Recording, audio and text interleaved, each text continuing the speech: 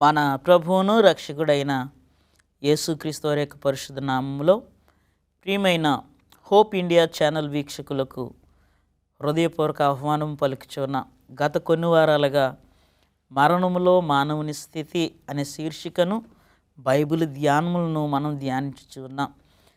ఎంతో గూఢమైన సత్యములను దేవుడు బయలుపరుస్తూ ఉన్నారు. మరణం అనే అంశము నేటి క్రైస్తవ్యములో అనేక మార్లు నేను ప్రస్తావిస్తున్నాను. ఎంతో అబద్ధానికి లేకపోతే అపార్థానికి గురవుతున్నది. ప్రజలు మోసపోతూ ఉన్నారు. బైబిల్కి విరుద్ధమైన నమ్మకాల్లో, సిద్ధాంతాల్లో నేటి క్రైస్తవులు ఉన్నారు. కాబట్టి మరణమును గూర్చిన సత్యాన్ని, మరికొన్ని గూఢమైన మర్మాలని ఈ వారం మనం తెలుసుకుందాం. మిమ్మల్ని మరి ఒకసారి ప్రేమతో ఈ యొక్క అధ్యాయమును ధ్యానించుటకు ఆహ్వానించుచున్నాను. ఈ వారము మనం నేర్చుకునే అంశము అపవాది మరణమును గూర్చి అవ్వకు ఎందుకు అబద్ధం చెప్పాడు, ఈ విషయము మనము ఎందుకు ప్రాముఖ్యమైనదిగా ఎంచాలి, ఈ విషయం ఎందుకు ప్రాముఖ్యము, మనకి అసలు ప్రాముఖ్యమైనదేనా? మనం కొన్ని బైబిల్ ధ్యానాలు చూద్దాం. ఎందుకు అబద్ధం చెప్పాడు మరణమును గురించి? మన పరిశుద్ధ గ్రంథాన్ని ఆదికాండము 3వ అధ్యాయము 4వ వచనం మనం చూసినప్పుడు, అందుకు సర్పము మీరు చావనే చావరు అని ఆ స్త్రీతో చెప్పాను. సర్పము, ఈ అపవాది సాతానుడుకు సర్పం అనే పేరు. ఇది ప్రకటన గ్రంథము 12వ అధ్యాయంలో కూడా మనం చదివినప్పుడు, స్త్రీతో యుద్ధం చేయడానికి, స్త్రీ కనిన కుమారుణ్ణి మృంగివేయడానికి కంకణము కట్టుకుని యుద్ధానికి బయలుదేరినట్లు మనం చూస్తున్నాం. స్త్రీ ఎవరండి? సంఘము. ఆ స్త్రీని ఎంత చక్కగా వర్ణించారో అది వేరే విషయం. కానీ అక్కడ మనం చూస్తున్నాం 12వ అధ్యాయం 9వ వచనంలో, అపవాదియనియు సాతానునియు పేరు కలిగిన ఘట సర్పము, ఆది సర్పము, లోకమును మోసము చేయు ఈ సర్పము ఏదైనా వనములో అవ్వతో మొట్టమొదటిగా చెప్పిన అబద్ధం ఏంటండి? మీరు చావనే చావరు. ఈరోజు నాడు ఈ చావనే చావరు అనే పదాన్ని ఒక పునర్జన్మగా అనేకులు నమ్ముతున్నారు. మనము చావనే చావమన్న అపవాది చెప్పిన అబద్ధము, అతడు బోధించే తప్పుడు నకిలీ బోధకులు మూల స్తంభములైన బోధలలో ఒకటి. తాము మరణించిన వారితో సంభాషించుచున్నారని, ఆత్మల నుండి వర్తమానమును సమాచారములను పొందుకునుచున్నామని నమ్మేలా ప్రజలను భ్రమపరిచి మోసగించుటలో వేలాది సంవత్సరాల నుండే సాతానుడి యొక్క అనుచరులు తలపండిన వారుగా ఉన్నారు. ఈ వేల సంవత్సరాలుగా శక్తివంతమైన మోసపూరితమైన అద్భుతములను, నకిలీ సూచక క్రియలను చేస్తూ వస్తూ ఉన్నారు. అపవాది ఏదైనా వనములో చెప్పిన అబద్ధము ఏదైనా వనముతో ముగిసిపోలేదండి. నేటికి కూడా క్రైస్తవ్యములో, క్రైస్తవ మనస్తత్వములో, క్రైస్తవుల యొక్క హృదయంలో నాటుకుపోయేలాగా అబద్ధపు బోధలను, నకిలీ సూచక క్రియలను, ఎంతో శక్తివంతమైన మోసకరమైన కార్యాలని జరిగించుచు గ్రంథమంతా కూడా మనకు కనబడుతున్నాడండి. గత వారం చిన్న హింట్ ఇచ్చాను నేను మీకు.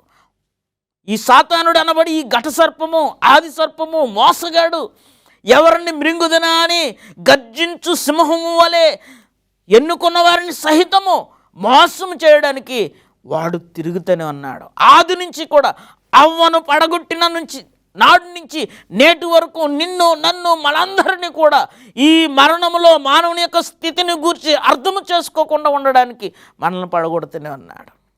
మనల్ని దేవునికి దూరం చేస్తూనే ఉన్నాడు. అవును, శరీరం నశించిపోద్ది కానీ ఆత్మకు పాపం అంటదనే అబద్ధ బోధలతో ఏమి చేసినప్పటికీ మీకేం పర్లేదు, చనిపోయిన తర్వాత పరదేశం వెళ్తారు అనే తప్పుడు బోధలతో. ఏమండి, అదే గనక సత్యమైతే యేసుక్రీస్తు వారు ఈ భూమి మీదకి రానవసరం లేదు. ఆయన శరీరము ఆయన వీపి దున్నబడన అవసరం లేదు, కొరడా దెబ్బలు తినవలసిన అవసరం లేదు. పాపమైన మన కొరకు మనల్ని రక్షించడానికి ఆయన వచ్చాడు, మనల్ని సర్వసత్యంలోనికి నడిపించడానికి ఆయన వచ్చాడు. కాబట్టి ఈరోజు ఈ సత్యాన్ని మీరు గ్రహించాలని ప్రభు పేరట మిమ్మల్ని కోరుతున్నాను. వాడి నకిలీ ఆశ్చర్యమైన క్రియలకు మీరు పడిపోవద్దు ప్రియమైన వాళ్ళారా. వాడు చేసే నకిలీ బాధలకు మీరు పడిపోవద్దు. అపవాదనియు, ఆది సర్పమనియు, మోసగాడనియు ఆడికి పేరు. మోసం చేయడమే ఆడు పని. కాబట్టి గ్రంథమంతా, బైబిల్ గ్రంథమంతా కనబడుతున్నాడు. ఆది నుంచి నేటి వరకు కనబడుతున్నాడు. మోసే కాలంలో కనిపించాడు, అవ్వ ఆదాము కాలంలో కనిపించాడు, ఇంకా రాజుల కాలంలో, పితరుల ప్రవక్తల కాలంలో కనిపించాడు, ఇంకా దానియేలు కాలంలో కనిపించాడు, అపోస్తులుల కాలంలో కనిపించాడు. క్రీస్తు వారు ఉన్నప్పుడు కూడా వాడి ఉనికి కనబడుతూనే ఉంది. నేటికి వాడు స్థావరమును స్థిరపరచుకుని, నివాసమును ఏర్పాటు చేసుకుని ఈ భూమిలో ఉన్న దేవుని ప్రజల్ని మోసగిస్తూనే ఉన్నాడు. దేవుణ్ణి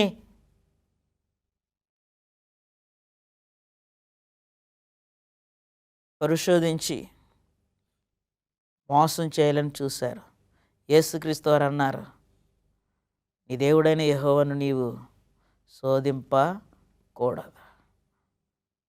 అదే క్రీస్తు వారు జయించువానికి పరదేశులున్న జీవవృక్ష ఫలములు భుజింపనిత్తును. మరి అపవాది చూపించున్న ఈ అబద్ధ నకిలీ కార్యములన్నిటినీ కూడా జయించగలుగుతూ ఉన్నావా? నమ్మేసి వాక్యాన్ని నువ్వు చదవకుండా, వాక్యానుసారంగా జీవించకుండా నువ్వు అపవాది తంత్రాలకు పడిపోతూ ఉన్నావు. నకిలీ సూచక క్రియలు అనేకములు చేసుకుని, ఉదాహరణకి పరిశుద్ధ గ్రంథంలో మనం నిర్గమాకాండం 7వ అధ్యాయము 14వ వచనం మనం 11వ వచనం నుండి మనం చదివినప్పుడు అక్కడున్న ఐగుప్తు దేశపు సకినగాండ్రు మోసే సర్పం చేస్తుంటే వారు సర్పం చేస్తున్నారు. ఏమండి? తర్వాత మొదటి సమూయేలు గ్రంథము 28వ అధ్యాయము 3వ వచనం నుండి 25వ వచనం వరకు మనం చదివితే, ఎందోరులో కర్ణపిచాచము కలిగిన ఒక స్త్రీ ఉంది. ఈ కర్ణపిచాచము కలిగిన స్త్రీ వద్దకి దేవుని చేత అభిషేకము పొందిన, దేవుని రాజ్యమును పరిపాలించే రాజు అయిన సౌలు అక్కడికి వెళ్ళి ఎవరు కావాలని కోరుతున్నాడండి? సమూయేలు కావాలి. ఏమండి? సాతానుడు పని ఏంటండి? నకిలీ సూచక క్రియలు చేయడం. సాతానుడు సూచక క్రియలు చేయగలడా?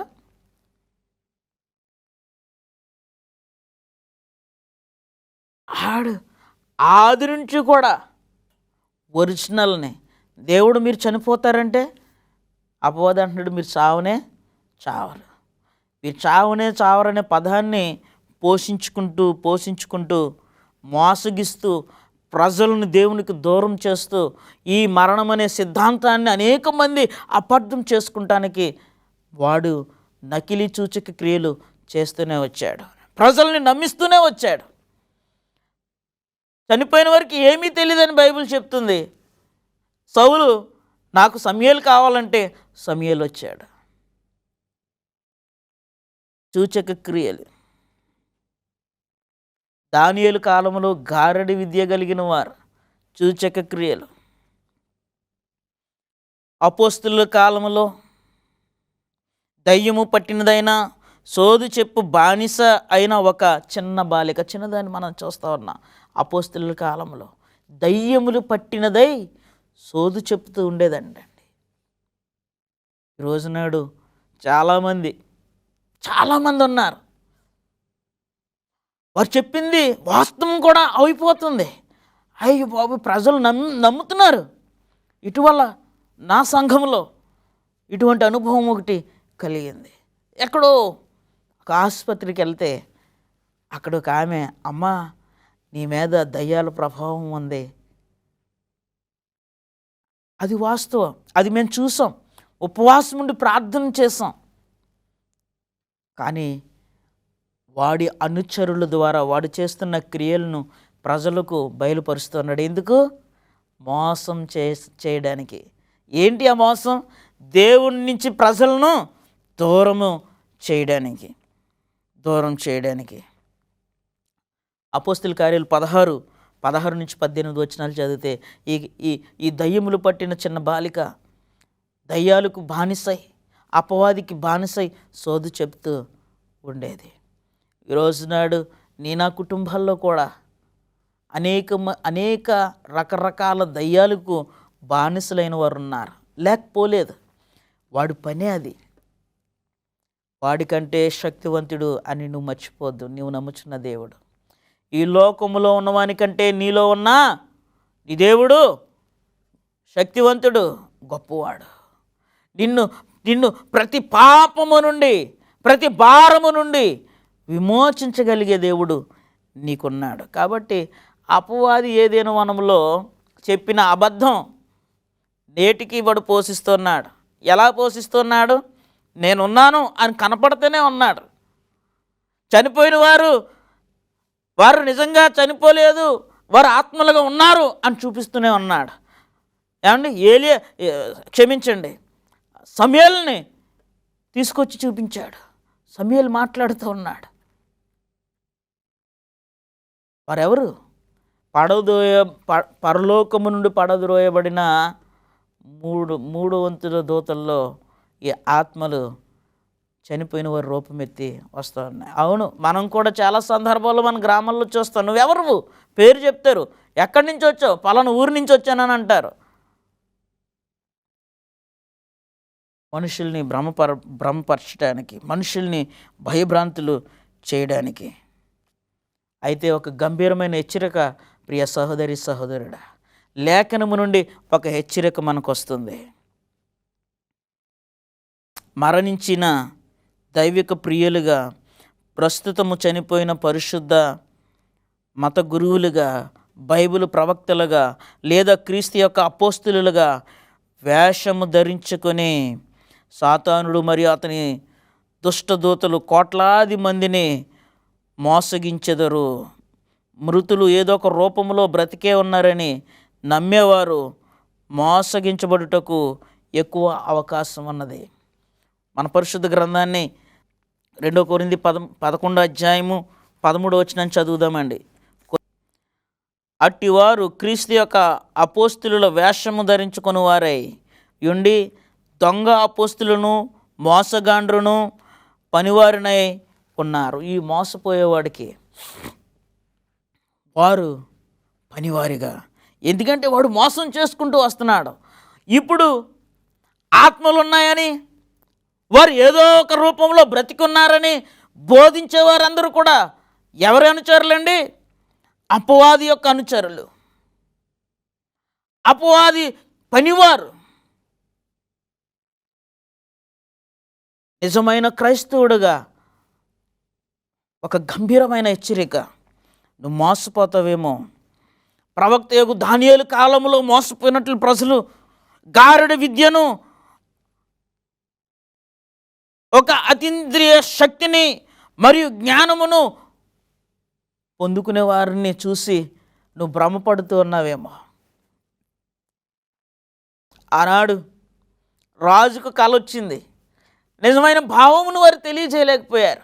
వారు గారడి విద్య గలవారే, మంత్రతంత్రములు చేసిన వారే, అతీంద్రియ జ్ఞానమును కలిగిన వారే, శక్తిని కలిగిన వారే. కానీ దేవుని జ్ఞానముతో వారి జ్ఞానము పనికిరాదు. ప్రియమైన వాళ్ళారా, నేటి క్రైస్తవ సమాజంలో నీవు కూడా ఇటువంటి గారడి కలిగిన వారిని చూసి భ్రమపడుతూ ఉన్నావేమో. అపోస్తుల కాలంలో అపోస్తులు అద్భుతమైన క్రియలు చేస్తున్నప్పుడు అక్కడ గారడి చేయవాడు ఒకడున్నాడు. అద్భుతములు చేస్తూ బ్రతికాడు. ఆడి దగ్గర ఎన్నో పుస్తకాలు ఉన్నాయి. కానీ శిష్యులు చేస్తున్న సూచక క్రియలను చూసి ఆశ్చర్యపోయి డబ్బులు పట్టుకుని వచ్చి శిష్యుల కాళ్ళ మీద పెట్టి నాకును అట్టి అభిషేకమును ఇమ్మని అడిగాడు. ఏమండి, ఇటువంటి మోసగాళ్ళు నిజముగా వారు క్రియలు చేయలేరండి. మత్తయి సువార్తలో యేసుక్రీస్తు వారు అక్రమమును జరిగించు వారులారా నా యొద్ద నుంచి పొండి, మీరెవరో నేను ఎరగను అని అంటున్నారు. వారు అంటున్నారు, అయ్యా నీ నామమున మేము సూచక క్రియలు చేయలేదా, నీ నామమున మేము దయ్యాలను వెళ్ళగొట్టలేదా, నీ నామమున మేము స్వస్థతలను చేయలేదా అని వారు అడిగితే, మీరు అతిక్రమమును జరిగించిన వారు, అక్రమమును జరిగించే వారులారా నా యొద్ద నుండి మీరు పొండి అని యేసుక్రీస్తు వారు వారితో చెప్పారు. కాబట్టి ఈ యొక్క విషయంలో, ఈ యొక్క మరణము యొక్క మానవుని స్థితి విషయంలో నిర్లక్ష్యము చేయకూడదు. క్రైస్తవులుగా పరిపూర్ణంగా మనం నేర్చుకోవాలి. వచ్చేవారు మనం చూడబోతున్నాం ఈ ఈ ఈ పరిపూర్ణ జ్ఞానము మనం ఎలా సంపాదించగలము. అట్టి జ్ఞానమును సంపాదించిన భక్తులు ఎవరైనా పరిశుద్ధ గ్రంథంలో ఉన్నారా అని మనం పరిశోధించబోతూ ఉన్నాం. కాబట్టి పలుమార్లు మీరు ఇటువంటి వార్తలు విన్నప్పుడు దయ్యాలను వెళ్ళగొట్టువారు, సోది చెప్పువారు, చెకినగాండ్రు, పిచాచములతో మాట్లాడువారు, నాకు ఒక అనుభవం ఉందండి. నేను బైబిల్ కళాశాలలో వేదాంత విద్యను తర్ఫీదు పొందుతున్నప్పుడు, మాస్టర్స్ చేస్తున్నప్పుడు నా జూనియర్ ఒక ఆయన, నా రూమ్మేట్, ఆయన మహారాష్ట్ర నుంచి, ఆయన బీకమ్ ఎంకమ్ చేస్తున్నారు, నాది థియాలజీ డిపార్ట్మెంటు. నన్ను ఒక ప్రశ్న అడిగాడు, అన్న చనిపోయిన వారు మాట్లాడతారు కదా, కనిపిస్తారు కదా, వారు ఆత్మలుగా ఉంటారు కదా అని. నేను చెప్పాను, లేదు బాబు బైబిల్ అలా చెప్పట్లేదంటే, లేదు కరెక్టు, నాకు తెలుసు, మా ఇంట్లోనే మేము అది అనుభవించాము అని అంటే, నేను అడిగాను ఏంటి అని. వారి చిన్నమ్మ గారంటండి పూనాలో ఒక సంఘానికి ఆవిడ అటెండ్ అయ్యేవారు. అలాగా ప్రతి వారం చాలా సంతోషంగా ఇంటికి వచ్చేవారటండి. ఏంటి ఎంత సంతోషంగా నువ్వు చర్చికి వెళ్ళినప్పుడల్లా ఎంత సంతోషంగా నీకు తిరిగి వస్తున్నావు, అంతా మీ ఆరాధన అంత బాగుంటుందా అని అడిగినప్పుడు ఆమె అందంటే అండి, లేదు ప్రతి వారం నా భర్తను నేను కలుస్తున్నాను, నా భర్త వచ్చి నా పక్కన కూర్చుని ఆరాధిస్తా అన్నాడు, నా భర్త ఆయన ఆత్మరూపివై నా పక్కన ఉన్న వారి మీద వాళ్తూ ఉన్నాడు, నా భర్త నాతో మాట్లాడుతూ ఉన్నాడు చెప్పేదటండి. కొన్ని వారాలు గడిచిన తర్వాత తన ఇంటికి రాలేదండి. ఇది నిజంగా జరిగింది, యథార్థంగా జరిగింది. ఇంటికి రాకపోతే ఏంటి దేవాలయంకి వెళ్ళింది, ప్రార్థనకి వెళ్ళింది, ఇంకా ఇంటికి రాలేదు అని విచారణ చేస్తే ఆమె బలవమరణానికి గురయ్యింది, అంటే ఆత్మహత్య చేసుకుంది. అప్పుడు ఆమె రాసిన లేఖ వారు చదివినప్పుడు, నా భర్తని విడిచి నేను ఇంకా ఉండలేను, నా భర్త ఉన్న చోటకే నేను వెళ్ళిపోతాను. సాతానుడి యొక్క నమ్మకం ఎక్కడికి నడిపించిందండి? తన బిడ్డలను మర్చిపోయి, తన తల్లి బాధ్యతను మర్చిపోయి, మరణించిన తన భర్త కనిపిస్తూ ఉన్నాడని, మరణించిన తన భర్త ఎవరి మీదకో వచ్చి తన భర్త తనతో మాట్లాడుతూ ఉన్నాడని, తనతో శయనిస్తూ ఉన్నాడని చెప్పిన ఈమె నా భర్త ఉన్న చోటకే నేనుండాలని నిర్ణయం తీసుకుంది. కాబట్టి ఒక హెచ్చరిక బైబిల్ ఇస్తుంది, వాడు వేషధారణ వేసుకుని అపోస్తులుగాను ప్రవక్తలుగాను లేదా గొప్ప కార్యములు చేయు వాడిగాను వేషమును ధరించుకొని సాతాను మరియు అతని దుష్ట దూతలు కోట్ల మందిని మోసం చేస్తున్నారు. మీరు మర్చిపోవద్దు. మీరు అసలు ఈ మోసానికి గురవద్దు. మీరు ఎలా గురి కాకుండా ఉండాలి? దేవుని వాక్యాన్ని చదవాలి. దయ్యాలను వెళ్ళగొట్టిన వాళ్ళందరూ కూడా గొప్ప సేవకులేం కాదు. అలాగని దీని మీద మీరు తీర్పు తీర్చొద్దు నన్ను. ఎందుకంటే వారి జనకుడు, అబద్ధికుడు, మోసగాడు ఎప్పటి నుంచి? ఏదేను వనము నుంచి కూడా. ఇప్పుడు చెప్పండి, ఏదేను వనంలో అవ్వకి ఎందుకు అబద్ధం చెప్పాడు?